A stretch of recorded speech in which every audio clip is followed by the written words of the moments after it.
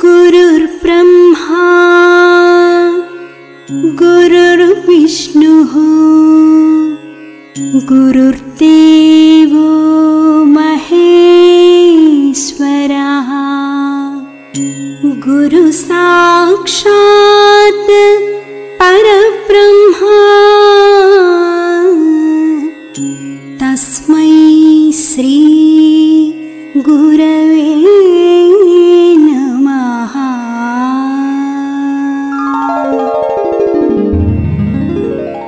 ఓం ఈశ్వర, నీవు అనంతుడవు, అనుపమానుడవు. ఆకాశము వలె నిండి, గాలి వలె వ్యాపించి, భూమి వలె చరాచర భూతకోటిని మోయుచున్నాడవు. సూర్యుని వలె జగజ్జాలములను వెలిగించుచున్నాడవు. నీకంటే ఘనులుగాని, పూజ్యులుగాని, పవిత్రులుగాని ఎవ్వరునూ లేరు. ఓ స్వామి, నీ మహిమ, నీ శక్తి, నీ వైశాల్యము, నీ లోతు, నీ సర్వజ్ఞత్వము తెలిసిన వారెవరునూ లేరు. నీవు సృష్టి, స్థితి, లయములకు మూలమై జ్ఞాన అజ్ఞానములు, కలిమిలేములు, ఘనాధికములు, బంధమోక్షములకతీతమైన నీ నిజతేజము ఎల్ల మానవ జీవకోటికిని ఆధారభూతమై ప్రకాశించుచున్నది. ఓ స్వామి, నిన్ను నమ్మిన వారు నశించరు. నిన్ను ధ్యానించు వారికి దుఃఖములు లేవు. నిన్ను మనస్సులో నుంచి వారికి భయము లేదు. మేము పామరులము, దీనులము, నీవే దిక్కని నమ్మియున్న భక్తులము. మా భారము కర్ణధారుని వలె నీపై వేసికొని మమ్ము మాయలయందును, పాపములయందును, హింసలయందును పోనీయక నీ తత్ప్రతిపాదకంబైన మహావిశ్వమునందు సర్వదా నిలిపి నీ దయయను సర్వసేచనమున మమ్ము పునరుద్ధరించి మా కష్టములను దీర్చి మా అజ్ఞానమనే చీకటిని తొలగించి మా పొరపాట్లు మన్నించి మమ్ము అన్ని విధాలా కాపాడి సంరక్షింపుము తండ్రి. నీవు కరుణాళుడవు, దయాళుడవు, దీన రక్షకుడవు, దేవాధిదేవుడవు, సచ్చిదానంద స్వరూపుడవు, ఈశ్వరుడవు. నీకు మా నమస్సులగునుగాక. నమస్తే నమస్తే నమస్తే నమః. ఓం శాంతి శాంతి శాంతి.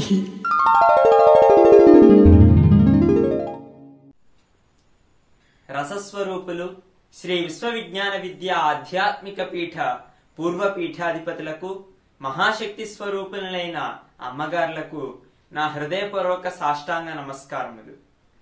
ప్రతి ఆదివారం నిర్వహించుకుంటున్న ఈ ఉమరాలీషా అంతర్జాతీయ సాహిత్య సదస్సు ద్వారా బ్రహ్మర్షి తత్వవేత్త డాక్టర్ ఉమరాలీషా వారు రచించిన అనేక గ్రంథాల్లో ఉన్న అనేక తాత్విక అంశాలను తెలుసుకునే మహద్భాగ్యాన్ని ప్రసాదించిన శ్రీ విశ్వవిజ్ఞాన విద్య ఆధ్యాత్మిక పీఠ నవమ పీఠాధిపతులు సద్గురు సార్వభౌములు డాక్టర్ ఉమరాలీషా స్వామి వారి దివ్య పాదార విందాలకు శత సహస్ర కోటి వందనములు.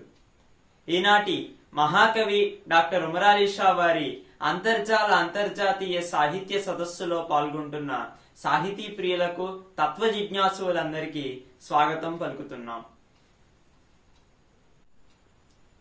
రసస్వరూపులు శ్రీ విశ్వవిజ్ఞాన విద్య ఆధ్యాత్మిక పీఠ పూర్వ పీఠాధిపతులకు, మహాశక్తి స్వరూపులైన అమ్మగారులకు నా హృదయపూర్వక సాష్టాంగ నమస్కారములు. ప్రతి ఆదివారం నిర్వహించుకుంటున్న ఈ ఉమరాలీషా అంతర్జాతీయ సాహిత్య సదస్సు ద్వారా బ్రహ్మర్షి తత్వవేత్త డాక్టర్ ఉమరాలీషా వారు రచించిన అనేక గ్రంథాల్లో ఉన్న అనేక తాత్విక అంశాలను తెలుసుకునే మహద్భాగ్యాన్ని ప్రసాదించిన శ్రీ విశ్వవిజ్ఞాన విద్య ఆధ్యాత్మిక పీఠ నవమ పీఠాధిపతులు సద్గురు సార్వభౌములు డాక్టర్ ఉమరాలీషా స్వామి వారి దివ్య పాదార విందాలకు శత సహస్ర కోటి వందనములు. ఈనాటి మహాకవి డాక్టర్ ఉమరాలీషా వారి అంతర్జాతీయ సాహిత్య సదస్సులో పాల్గొంటున్న సాహితీ ప్రియులకు, తత్వ జిజ్ఞాసులందరికీ స్వాగతం పలుకుతున్నాం. హితేన సహితం సాహిత్యం అన్నారు పెద్దలు. సమాజ హితమే ధ్యేయంగా కావ్యాలు రచించేవారు. మానవ సమాజంలోని వ్యక్తులు సాహిత్యాన్ని చదవడం వల్ల కానీ, వినడం వల్ల కానీ మంచిని గ్రహించి, ఆచరించి తమ తమ ప్రవర్తనను ఆదర్శంగా చేసుకుంటారని కవుల ఉద్దేశం. రాను రాను సాహిత్యం వినోదప్రదంగా ఉండాలని, విజ్ఞానప్రదంగా ఉండాలని, విమర్శనాత్మకంగా ఉండాలని పలువురు అభిప్రాయపడ్డారు. తత్ఫలితంగా వినోద కావ్యాలు, విజ్ఞానపరమైన కావ్యాలు మనిషి మనోవికాసానికి దోహదం చేసే విధంగా వివిధ రకాల ఇతివృత్తులతో కావ్యాలు రచించబడ్డాయి. తరువాత విమర్శనా కావ్యాలు కూడా రచించబడ్డాయి. కావ్య పఠనం మనిషికి విజ్ఞాన, వినోద, విమర్శనలతో పాటుగా విచక్షణా జ్ఞానాన్ని కూడా కలిగిస్తుందని గ్రహించాలి. సాధారణంగా కావ్యాలు ఒక వ్యక్తి ఇంకొక వ్యక్తికి గాని, ఒక సమూహానికి గాని విశదమయ్యేటట్లు బోధించబడేవి. తరువాత కాలంలో వీటిని శ్రవ్య కావ్యాలు అన్నారు. కావ్య కథ వింటున్న వ్యక్తి ఆ కథను, కథలోని పాత్రలను తన హృదయ ఫలకం మీద సృష్టించుకుని మనోనేత్రంతో దర్శించేవాడు. పాత్రల సృష్టి, వాటి సంభాషణలు, వాటి ఆహార్యం ఆ వ్యక్తి యొక్క ఆలోచనా పరిధిని బట్టి ఉండేవి.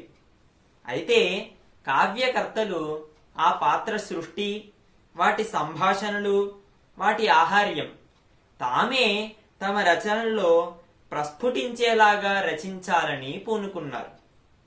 వీటిని దృశ్య కావ్యములు అంటారు. ఇలా సాహిత్యంలో పద్య కావ్యాలు, గద్య కావ్యాలు, దృశ్య కావ్యాలు, ప్రబంధాలు, శతకాలు ఇంకా అనేక రకాలుగా విస్తరించింది కవిత్వం. ఒక వ్యక్తి గాథను పద్యాల్లో వ్రాస్తే పద్య కావ్యం, పద్యం గద్యం కలిపి వ్రాస్తే దాన్ని చెంపు కావ్యం అంటారు. పూర్తి గద్యంలో వ్రాస్తే అది నవల. నవలలో ఒక వ్యక్తి యొక్క జీవిత గమనం, ఒడిదుడుకులు, సమస్యలు, పరిష్కారాలు అన్నీ ఉండడం వల్ల పాఠకులకు తాము తమ జీవన విధానాన్ని సరిదిద్దుకునేందుకు అవకాశం ఉంటుంది. ఎలాంటి సమస్య వస్తే ఎటువంటి పరిష్కారం అవసరమో ముందే అవగాహన కాబడుతుంది. అలాగే సంభాషణ. ఇద్దరు లేక ముగ్గురు వ్యక్తులు సంభాషిస్తున్నప్పుడు ఏ విధమైన పదజాలం వాడాలి, ఏ విధమైన పదజాలం వాడకూడదు, సందర్భోచితంగా తమ హావభావాలు కానీ, భావోద్రేకాలను కానీ ఎలా ప్రదర్శించాలి అనే విషయాలన్నీ తెలుస్తాయి. ఈ విషయాలను తెలియజేస్తూ సంభాషణాత్మకంగా వ్రాసిన దాన్ని నాటకం అంటారు. ఒక గొప్ప దేశభక్తుణ్ణి గాని, తన మనసుకు నచ్చిన దేవుణ్ణి, దేవతను గాని భక్తి భావంతోనూ సమాజంలో నైతికమైనటువంటి విలువలను పెంపొందించే అంశాలను పద్యాల రూపంలో వ్రాస్తే దాన్ని శతకం అంటారు. పద్యం రాసేటప్పుడు ఛందో నిబంధనలు ఉండాలి. వాటికి సూచించిన యతిప్రాసలను ఖచ్చితంగా పాటించి వ్రాయాలి. ఛందో నిబంధనలు లేకుండా స్వేచ్ఛతో తన మనస్సులో ఉన్న భావాలను సూటిగా చెప్తూ, వినడానికి సొంపైన పదాలను వాడుతూ, అనుప్రాసలతో కూడిన దాన్ని వచన కవిత, గేయము అని అంటారు. కవులు నాడు కాని నేడు కాని ఒక్కొక్క ప్రక్రియను ఎంచుకుని నిష్ణాతులవ్వడం అందరికీ తెలిసిందే. కానీ మహాకవి డాక్టర్ ఉమర్ షా గారు పద్య కావ్యం రాశారు, నవల వ్రాసారు, నాటకం వ్రాసారు, కవిత వ్రాసారు. ఇంకా ఆ కాలంలో సాహిత్యంలో ఎన్ని ప్రక్రియలున్నాయో అన్నింటిలోనూ తాను రచన చేసి నిజంగానే సమాజానికి హితం చేకూర్చారు. మొట్టమొదటి మనం చెప్పుకున్నట్లు హితేన సహితం సాహిత్యం అనే సూక్తిని నిరూపించారు. వారికి అనేక నమోవాకములు.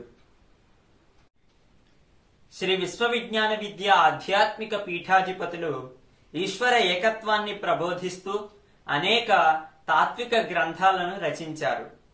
ఈ గ్రంథాల్లో తాత్విక మూలాంశాలతో పాటుగా వారి స్వీయానుభవాలను కూడా ప్రకటించారు.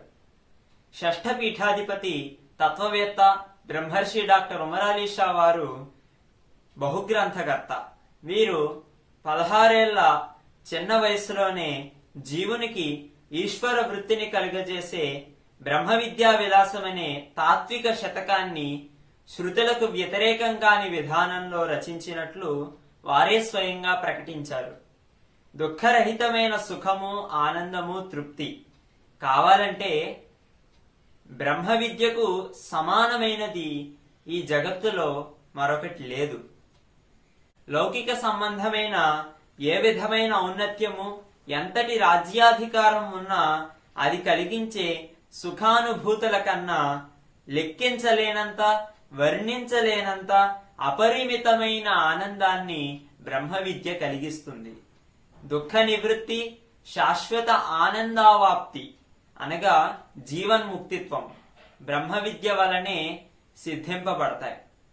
అటువంటి శ్రేష్టమైన బ్రహ్మ విద్యను బ్రహ్మ విద్యా విలాసం అనే ఈ తాత్విక శతకం ద్వారా బ్రహ్మజ్ఞాని అయిన డాక్టర్ ఉమర్ అలీ షా వారు మనందరికీ అందించారు. ఈ గ్రంథంలో బ్రహ్మ నిర్ణయం, మాయోత్పత్తి, సగుణ నిర్గుణ బ్రహ్మ నిరూపణ, 96 ఇంద్రియ విచార ఘట్టము, ఆత్మస్వరూప విచారణ అనే 6 ఘట్టాలను గతంలో కొన్ని వారాల పాటు జరిగిన సాహిత్య సదస్సుల్లో స్వర్గీయ నేరెళ్ల కృష్ణమూర్తి గారి ప్రవచనాల ద్వారా విని ఆయా అంశాల గురించి తెలుసుకున్నాం. ఇప్పుడు 6వ ఘట్టమైన యోగ నిర్ణయం గురించి ఈనాటి సాహిత్య సదస్సులో తెలుసుకునే ప్రయత్నం చేద్దాం. యోగము అనే పదం యుజ్ అనే సంస్కృత ధాతువు నుండి వచ్చింది. యుజ్ ధాతువుకు కలుసుకోవడం, ఐక్యమవడం, సమన్వయించడం మొదలైన అర్థాలున్నాయి. యుజ్యతే అనేన ఇది యోగః అని యోగ శబ్ద వ్యుత్పత్తి. జీవాత్మ పరమాత్మలో సంయోగం చెందడమే యోగం యొక్క పరమార్థం. యోగం అంటే ఇంద్రియాలను వశపరుచుకుని చిత్తమును ఈశ్వరునిలో ఐక్యం చేయడం. మానవుని మానసిక శక్తులన్నిటినీ ఒకటిగా చేసి సామాన్య స్థితిని చేకూర్చి భగవన్మయమనరించడమే యోగం. ఇలా ఏకాగ్రత సాధించడం వల్ల జీవావధులను భగ్నం చేసి పరమార్థ తత్వాన్ని తెలుసుకుని తరించవచ్చు. అలా ఆత్మ తనలో ఉన్న నిగూఢమైన నిజ శక్తిని సాధిస్తుంది. ప్రజల యొక్క సంస్కారాలు, మనస్తత్వాలు భిన్నంగా ఉండడం వల్ల భగవత్ ప్రాప్తికి వారు చేసే సాధనలు వేరువేరుగా ఉండడం వల్ల యోగములు కూడా అనేక విధాలుగా ఉన్నాయి. కర్మయోగము, భక్తి యోగము, రాజయోగము, జ్ఞానయోగము మొదలైన అనేక యోగాలను మనం గమనించవచ్చు. యోగస్థ కురు కర్మాణి సంగం త్యక్త్వా ధనంజయ సిద్ధ్య సిద్ధ్యో సమో భూత్వా సమత్వం యోగ ఉచ్యతే అని శ్రీకృష్ణ పరమాత్మ భగవద్గీతలో కర్మయోగం గురించి తెలియజేశారు. యోగ నిష్ఠతో ఉండి కర్మలన్నింటినీ ఫలితం ఏమాత్రము ఆశించకుండా చేస్తూ ఫలితం సిద్ధించినా సిద్ధించకపోయినా సమబుద్ధి కలిగి ఉండడమే యోగము అని చెప్పబడుతుంది. దీనినే కర్మయోగము అంటాం. తరువాత భక్తి యోగం. అన్ని యోగాల కన్నా భక్తి యోగము చాలా సులభమైనది. భగవంతుని పట్ల అవ్యాజమైన అనంతమైన ప్రేమను కలిగి ఉండడమే భక్తి యోగం. మాంచయో వ్యభిచారేణ భక్తి యోగేన సేవతే స గుణాన్ సమతీత్యైతాన్ బ్రహ్మ భూయాయ కల్పతే అని శ్రీకృష్ణ పరమాత్మ భగవద్గీతలో తెలియజేస్తారు. ఎవరైతే అచంచలమైన భక్తి యోగం ద్వారా భగవంతుణ్ణి సేవిస్తారో వారు త్రిగుణాలను అతిక్రమించి బ్రహ్మ సాక్షాత్కారం పొందుతారు అని దీని భావం. భక్తి యోగం యొక్క మహిమ అటువంటిది. తరువాత రాజయోగం. రాజయోగాన్నే ధ్యాన యోగమని, ఆత్మ సంయమ యోగమని కూడా పిలుస్తాం. పతంజలి మహర్షి ఈ రాజయోగాన్ని విస్తారంగా వర్ణించారు. రాజయోగం 8 అంగాలతో కూడి ఉంటుంది.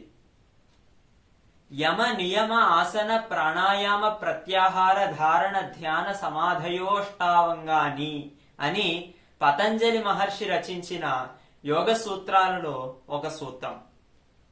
యమము, నియమము, ఆసనము, ప్రాణాయామము, ప్రత్యాహారము, ధారణ, ధ్యానము, సమాధి అనే ఈ 8 అంగాలతో కూడినదే రాజయోగం. పతంజలి మహర్షి యోగ సూత్రాల ప్రకారం యోగశ్చిత్తవృత్తి నిరోధ అంటే చిత్తవృత్తులను నిరోధించడమే యోగము అని పతంజలి మహర్షి చెప్తున్నారు. ఆత్మ సంస్థం మనఃకృత్వా నకించిదపి చింతయేత్ అని భగవద్గీత తెలియజేస్తుంది. మనస్సును ఆత్మయందు నెలకొల్పి బాహ్య విషయాల గురించి చింతించకుండా ఉండడం, ఇదే ధ్యాన యోగము లేదా ఆత్మ సంయమ యోగము. ఇక తరువాత జ్ఞానయోగము. జీవుడికి దుఃఖం దేని వల్ల కలుగుతుంది అంటే ఈ శరీర పరిగ్రహణ వల్ల. ఈ శరీరం దేని వల్ల కలిగింది అంటే కర్మల వల్ల. కర్మలు రాగాదుల వల్ల, రాగాదులు అజ్ఞానం వల్ల. మరి అటువంటి అజ్ఞానాన్ని ఎలా తొలగించుకోవచ్చు అంటే జ్ఞానం ద్వారా ఆ అజ్ఞానాన్ని తొలగించుకోవచ్చు. కాబట్టి జీవుడికి దుఃఖరాహిత్యం జ్ఞానం వల్లనే సిద్ధిస్తుంది. తన స్వరూపాన్ని మర్చిపోవడం వల్ల బంధం, తిరిగి తన స్వరూపాన్ని జ్ఞప్తికి తెచ్చుకోవడం వల్ల మోక్షము కలుగుతాయి. ఈ విధమైన స్వస్వరూపానుసంధానమే జ్ఞానము అని చెప్పబడుతుంది. శ్రద్ధావాన్ లభతే జ్ఞానం తత్పర సంయతేంద్రియ జ్ఞానం లబ్ధ్వా పరాం శాంతిం అచిరేణాధిగచ్చతి అని గీత. శ్రద్ధ కలిగిన వాడు జ్ఞానాన్ని పొందుతాడు. ఇంద్రియం నిగ్రహం చేసుకున్నవాడై జ్ఞానాన్ని పొందినవాడు అతి త్వరగానే పరమశాంతిని పొందగలడు అని దీని భావం. మోక్షం పొందడానికి కర్మయోగము, భక్తి యోగము, రాజయోగము, జ్ఞానయోగము ఈ యోగాలన్నీ కొంత మోతాదులో అవసరమే. ఏ ఒక్కదానిని విడిచిపెట్టడానికి వీలు లేదు. కర్మయోగం ద్వారా పవిత్రత, భక్తి, ధ్యాన యోగాల ద్వారా ప్రకాశము, జ్ఞానయోగం ద్వారా ఐక్యము సిద్ధిస్తాయి. అలా అన్ని యోగాల విజ్ఞానము సాధకులకు ఆవశ్యకం. అటువంటి యోగ విజ్ఞానాన్ని, యోగముల యొక్క సారాంశాన్ని, వాటి నిర్ణయాన్ని అతి తేలిక పదాలతో, అతి తేలిక రీతిలో ఉన్న పద్యాలతో షష్ఠపీఠాధిపతి తత్వవేత్త డాక్టర్ ఉమరాలీ షా వారు ఈ బ్రహ్మ విద్యా విలాసం అనే ఈ తాత్విక శతకంలో యోగ నిర్ణయం ద్వారా తెలియజేశారు. ఈనాటి సదస్సులో యోగ నిర్ణయంపై జరిగే విశ్లేషణ కార్యక్రమంలో శ్రీ నేరెళ్ల కృష్ణమూర్తి గారు తెలియజేసే విషయాలను, వారి వివరణను విని యోగ నిర్ణయం గురించి తెలుసుకునే ప్రయత్నం చేద్దాం.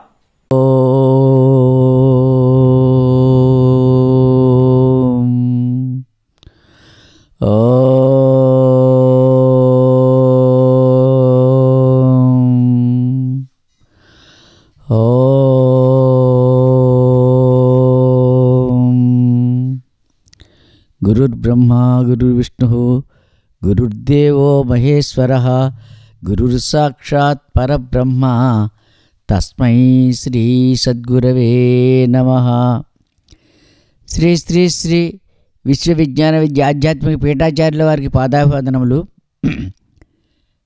బ్రహ్మ విద్యా విలాసం. ఓం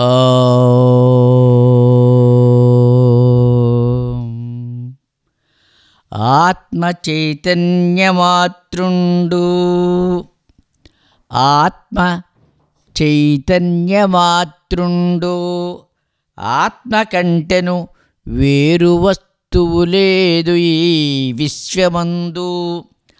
ఆత్మ సర్వక్రియా శూన్యమైనవాడు. కలుషగత వేషభూష అఖైలలీష. ఆత్మ చైతన్యమాతృండు. ఆ పరమాత్మతత్వం ఎటువంటిది అని మనం చూసుకుంటే అది చైతన్యము అని చెప్పబడుతూ ఉంది. అయితే చైతన్యమే ఆత్మతత్వ సారము అన్నారు స్వామి.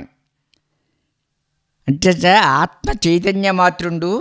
ఆత్మ కంటే వేరు వస్తువు లేదు ఈ విశ్వమందు. అంటే ఈ విశ్వంలో ఉన్న వస్తువులన్నీ కూడా ఆ ఆత్మ చైతన్యం నుండే వచ్చేసుమా అని.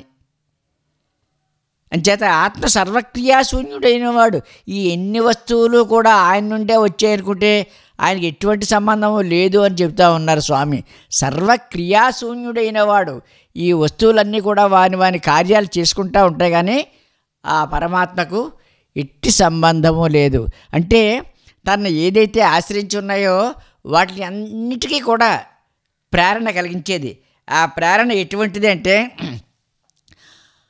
ఆత్మ చైతన్యమాశ్రిత్య దేహేంద్రియ మనోధియః స్వకీయాద్యేషు వర్తంతు సూర్యాకాశం యదా జనాః అని. ఆత్మ చైతన్యమాశ్రిత్య దేహేంద్రియ మనోధియః. దేహేంద్రియ మనోధియ. ఈ దేహము, ఇంద్రియాలు, మనస్సు, బుద్ధి ఇవన్నీ కూడా ఆ ఆత్మ చైతన్యాన్ని ఆశ్రయించి ఇవి వాని పనులు చేస్తూ ఉన్నాయి అని. ఎలా వాని పనులు చేస్తూ ఉన్నాయి అంటే దేహేంద్రియ మనోధియ. ఈ దేహం, ఈ శరీరం దగ్గర నుంచి, శరీరాన్ని అంటూ ఉన్నటువంటి ఇంద్రియాల దగ్గర నుంచి అంతరంలో ఉన్నటువంటి మనస్సు, బుద్ధి, చిత్తం, అహంకారం అనేటటువంటి అంతఃకరణం ఇవన్నీ కూడా ఆ ఆత్మ చైతన్యంలో వీటన్నిటిని కూడా 96 తత్వాలు కూడా జీవులో ఉన్నటువంటి 96 తత్వాల్లోనూ కూడా ఆ ఆత్మ చైతన్యం నిండి ఉన్నది అని. ఆ నిండి ఉన్నటువంటి ఆత్మ చైతన్యం ఎలాగా ఇప్పుడు చూడండి. ఇప్పుడు ఆకాశం తెల్లవారిందనుకోండి, తెల్లవారేటప్పటికల్లా సూర్యాకాశం యదా జనాహ అన్నాడు. ఆకాశంలోకి సూర్యభగవానుడు ఎప్పుడైతే వచ్చాడో ఆ ప్రకాశం చేత ఈ స్థావర జంగమాత్మకమైనటువంటి ఈ 84 లక్షల జీవరాశులు కూడా వాటి పనులు అవి చేసుకుంటూ ఉన్నాయి. ప్రతిదీ కూడా చూడండి, ప్రజ్ఞానం బ్రహ్మ అన్నారు. సమస్త జగత్తు కూడా ప్రజ్ఞాన స్వరూపమే అని. ఈ ప్రజ్ఞానం అనేది ఏమిటి? విత్తనంలో పుట్టేది కొన్ని, గుడ్డులోంచి పుట్టేవి కొన్ని, మావిలోంచి పుట్టేవి కొన్ని, ఇలాగా చెమటలోంచి పుట్టేవి కొన్ని, ఇలా 4 రకాలుగా ఈ సృష్టి కార్యం జరిగింది. అంటే ఈ 4 రకాలుగా సృష్టి ఆ బీజం యొక్క విధానాన్ని బట్టి దాన్ని అది ప్రవర్తించుకుంటా ఉంది. అది ప్రకృతి. అంతేగాని చైతన్యానికి సంబంధం లేదు. చైతన్యాన్ని ఆశ్రయించిన కారణం చేత వీటన్నిటికీ కూడా వాని యొక్క పనులు చేసుకునేటటువంటి శక్తివంతం అయ్యి ఉన్నాయి. అంచేత ఆత్మ కంటే వేరు వస్తువు లేదు ఈ వస్తువు ముందు. ఆ చైతన్యం అనేది లేకపోతే ఈ గుడ్డులో కానీ, విత్తనంలో కానీ, మావిలో కానీ, చెమటలో కానీ ఏ రకమైనటువంటి వస్తువులు వాటి కార్యాలు చెయ్యలేవు. ఎంచేదంటే మనలో ఈ శరీరంలో శుభప్రదమైనటువంటి శివతత్వం ఉన్నప్పుడు ఒక విషయం, ఆ శివతత్వం అనేటటువంటి చైతన్యం తొలగిపోతే ఈ శరీరం ఎలాగైతే జడమై శవమైపోయిందో అట్టి మాదిరిగా ఈ రకరకాలైనటువంటి సృష్టిని సాగించేటటువంటి ఈ సృష్టి ప్రవర్తన అంతా కూడా ఆగిపోయేటటువంటి విషయం. ఇంచేత చీకటి పడింది అనుకోండి, ఈ జీవరాశులు అన్నీ కూడా నిద్రావస్థలోకి వెళ్ళిపోతాయి. మళ్ళీ సూర్యభగవానుడు వచ్చాడంటే తెల్లవారేటప్పటికల్లా ఈ జీవరాశులన్నీ కూడా వాని కార్యాలు చేసుకుంటూ ఉన్నాయి. అలాగే ఆత్మ చైతన్యం ఆశ్రిత్య దేహేంద్రియ మనోధియ. ఈ దేహం సకలమైనటువంటి ప్రవృత్తులు, మనోధియ, మనస్సు, బుద్ధి, చిత్తోహంకారం అన్నీ కూడా వాని కార్యాలు చేసుకుంటూ ఉన్నాయి. అంటే ఆ చైతన్యం యొక్క చలనం వలననే చలనాన్ని ఇస్తుంది. అంటే చైతన్యం ఎప్పుడైతే వచ్చిందో ఈ పదార్థానికి జీవత్వం సిద్ధించింది. శబ్దమే జీవరహస్యం. ఈ రెండింటి కలయికలో ఏర్పడినటువంటి శబ్దతత్వం ఆ చైతన్యం యొక్క ఆశ్రయంలోనే సమస్తం కూడా అది నిలిచి ఉన్నది.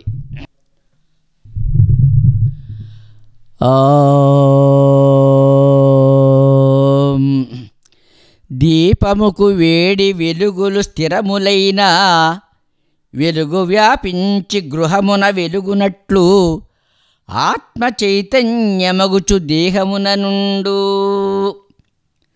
కలుషగత వేషభూష ఆఖైలలీష.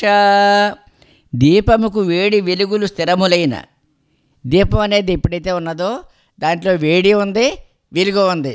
మరి దీపం చూడండి, ఉష్ణత్వం అది ఎలా వచ్చిందా? ఉష్ణత్వం అంటే ప్రకాశో అర్కస్య తోయస్య శైత్యం అగ్నేర్యదోష్ణత స్వభావ సచ్చితానంద నిత్య నిర్మలతాత్మనః అని. ఈ దీపానికి వేడి వెలుగు ఎలా వచ్చాయంటే దానికి మనం చూసుకోవాల్సినటువంటి దృష్టాంతం ఏంటంటే ప్రకాశో అర్కస్య, సూర్యునిలో ప్రకాశం ఏ విధంగా ఉన్నదో ఆ సూర్యభగవానులో ప్రకాశం ఉన్నది. అలాగే నీరు ఉన్నదనుకోండి, నీటిలో చల్లదనం వచ్చింది, అది సహజ గుణం. అలాగే స్వభావ సచ్చితానందం, సత్తు చిత్తు ఆనందం అనేటటువంటి 3 తత్వాలు ఉన్నాయి. అది చైతన్యం యొక్క తత్వం. అది సచ్చితానందం అనేటటువంటి ఆ తత్వం ఏదైతే ఉన్నదో దాని వలన ఇవన్నీ కూడా ఆత్మ చైతన్యమాతృండు. దాట్ల వల్ల ఆత్మ చైతన్యం అగుచు అది శరీరంలో ఇమిడిపోయి ఉన్నది. ఎలా ఇమిడిపోయి ఉన్నది? ఈ దీపకాంతి గదంతా ఎలాగైతే నిండి ఉన్నదో అట్టి మాదిరిగా ఈ చైతన్యంలో ఉన్నటువంటి సత్తు చిత్తు ఆనందం అనేటటువంటి ఆ 3 రకాల సత్ అంటే ఎల్లప్పుడూ ఉన్నది, ఎల్లప్పుడూ ఉన్నది, ఏకరూపంగా ఉన్నది అన్నారు స్వామి. ఏకరూపంగా ఉన్నదంటే జ్ఞానం. జ్ఞానంలో అన్నీ తెలుస్తూ ఉంటాయి. ఒక వస్తువు తెలియాలంటే అక్కడ వెలుగు ఉన్నది, ఆ వెలుగే జ్ఞానం. సత్తు చిత్తు, మూడోది ఆనందం. ఆ ఆనందం అనేది కూడా నిరంతరంగా ఎల్లప్పుడూ కూడా నీ దేహంలోనే ఉంది. అయితే నీవు దాన్ని కప్పిపుచ్చి బుద్ధి వక్రించి వేరువేరుగా విధానాల్లో నువ్వు ప్రవర్తించిన కారణం చేత ఆ ఆనంద రసానుభూతి నువ్వు అందుకోలేకపోతా ఉన్నా కానీ ఆనందం ఎల్లప్పుడూ కూడా సిద్ధించే ఉన్నది. సచ్చితానందం అది నిత్య నిర్మలతాత్మనః అన్నాడు. అది ఆత్మ యొక్క స్వభావం, అది ఎల్లప్పుడూ కూడా ఉంది, ఎల్లప్పుడూ ఉన్నది, ఏకరూపమై ఉన్నది. ఆ ఏకరూపమైనటువంటి ఆ తత్వం నీలోనే, నీ స్వభావంలోనే, నీ శరీరంలోనే ఇంచేతంటే ఆ చైతన్యం ఈ పదార్థముల యొక్క కలయిక ఏదైతే ఉన్నదో దానివల్ల ప్రవృత్తి మార్గం. ఆ ప్రవృత్తే ప్రకృతి అన్నారు. ప్రకృతి తనకు తానుగా అన్నీ చేసుకోగలదు. అన్నీ చేసుకోగలిగేటటువంటిది ఆ ఏదైతే ఉన్నదో అది స్వభావ సిద్ధంగా అది ప్రకృతి అని దాని యొక్క నడకంతా కూడా అదే నడుస్తూ ఉన్నది. కాబట్టి ఆ విధమైన విధానం అంతా కూడా ప్రవర్తించేది ప్రకృతి అన్నారు. అంచేత ఆత్మ చైతన్యమాత్రుండు, అందులో ఏమీ తేడా లేదు. ఆ చైతన్యమే ఈ దీపానికి వేడి వెలుగున్నటువంటి స్థితి ఏదైతే ఉన్నదో ఆ స్థితి ఈ స్థితి ఒక్కటే. దీపం అనేది గదిలో ఉన్నప్పుడు గదిలోకి చీకటి లేదు, అంధకారం అనేది లేదు. అంధకారం ఎప్పుడైతే లేదో అక్కడ తేజస్సే నిండి ఉన్నది. అంటే ఆ ఆత్మ తేజస్వరూపము.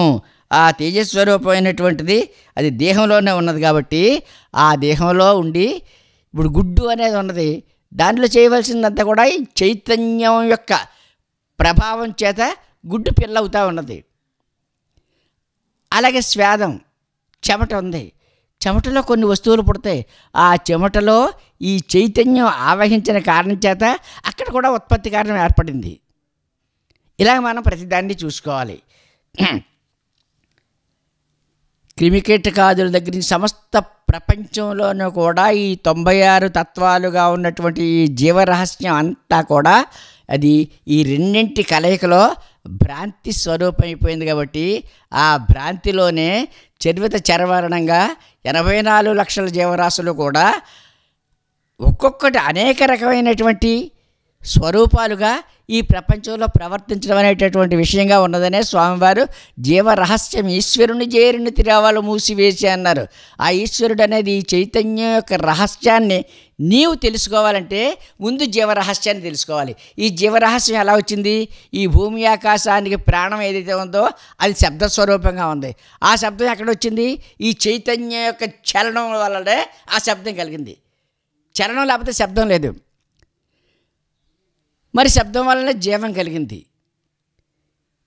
ఈ జీవరూపం ఏదైతే ఉందో అదే 84 లక్షల జీవరాశులుగా ప్రపంచాకారాలుగా ప్రవృత్తి మార్గంగా అన్నిటికీ అదే సమాధానమై అదే ప్రకటింపబడుతూ ఉన్నటువంటి విషయం ఏదైతే ఉన్నదో ఆ విషయం ఎటువంటిదంటే మన గృహంలో ఉన్నటువంటి దీపం ఏ రకంగా ఉన్నదో ఆ దీప కాంతియే ఈ చైతన్యం అనేటటువంటిది ఏదైతే ఉందో ఆ చైతన్యం శరీరంలో ఉన్నంత వరకు ఈ శరీరం అనేది ఇది పదార్థ రూపం. ఈ పదార్థమైనటువంటి దాంట్లో అంటే సూక్ష్మ శరీరంలో ప్రతిబింబించినటువంటి చైతన్యమే అది చిదాభాస తేజంగా వచ్చి ఉత్పత్తి కారణమైంది అని మనం తెలుసుకోవాల్సి ఉన్నది. ఓం పూర్ణమదః పూర్ణమిదం పూర్ణాత్ పూర్ణముదచ్యతే పూర్ణస్య పూర్ణమాదాయ పూర్ణమేవావశిష్యతే. ఓం శాంతి శాంతి శాంతి. ఈనాటి మహాకవి డాక్టర్ ఉమరాలీ షా వారి అంతర్జాతీయ సాహిత్య సదస్సులో బ్రహ్మ విద్యా విలాసంలోని యోగ నిర్ణయం అనే ఘట్టం పైన జరిగిన విశ్లేషణ కార్యక్రమంలో పాల్గొన్న సాహితీ ప్రియులకు తత్వ జిజ్ఞాసులందరికీ ధన్యవాదాలు తెలియజేస్తున్నాం.